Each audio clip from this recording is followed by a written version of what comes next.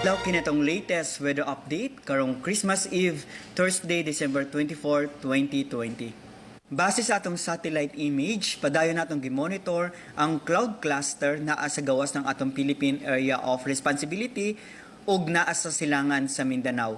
Amihan or northeast monsoon ang nakaapekto sa may extreme northern Luzon. Ang weather condition sa tibuok sa Visayas, Palawan kasama ng Kalayaan Group of Islands ug ang Occidental Mindoro, in general makasinatit ang maayong tempo ng panahon. Gawas ini na ay mga patak-patak na mga pag-uwan tungod kini sa mga localized na mga pagpanugdog og kilat.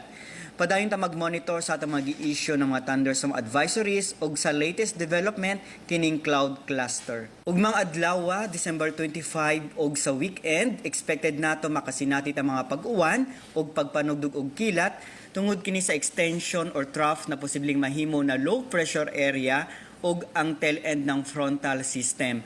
Padayon ta mag-monitor sa atong mag-i-issue ng mga thunderstorm advisories, rainfall advisories ug sa mga heavy rainfall warnings.